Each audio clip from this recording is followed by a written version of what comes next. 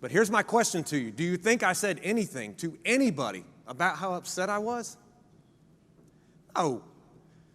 Because I convinced myself on that incident and many other incidents throughout my career, the statement I said earlier, I'm fine.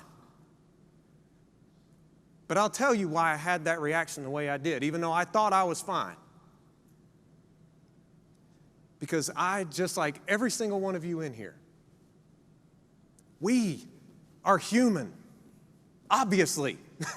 But the job of policing exposes us to things our minds are not innately wired to see, not innately wired to cope with, not innately wired to handle. And I didn't know that until well after 10 years into the career. Like, seriously, it doesn't matter who you are, law enforcement or not. Your human brain, just by default, seeks the negative. You don't have to put any effort into being negative. Your brain will do it for you.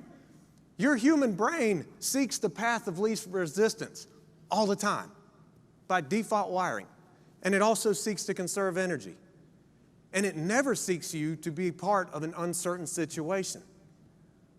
Needless to say, stress, demands, trauma, the career of law enforcement can expose you to all these things that are bad for the brain. So we can't keep depicting ourselves as just these legendary stoic warriors who fear no evil, know no pain, have no emotions, can't be affected by anything. We have to acknowledge that we are human. We have to. And I don't come to you today as some know-it-all. Absolutely not. A lot of what I'm going to be talking about is because of the mistakes I made during my career. And many of you, and I'm not going to be telling anyone really what to do, because so many of you have more experience in life than I do.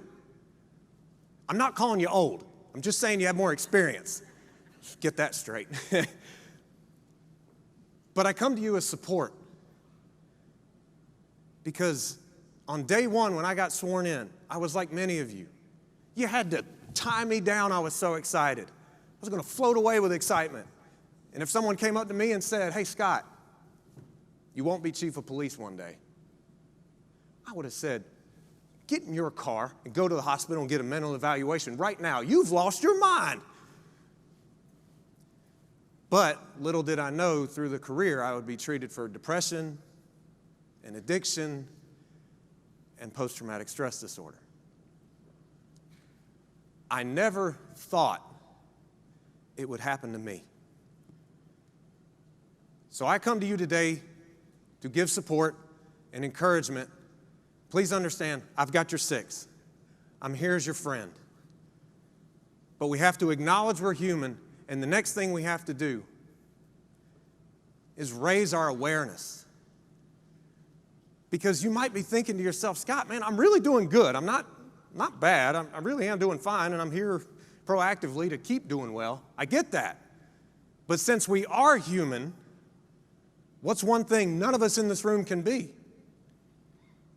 Perfect.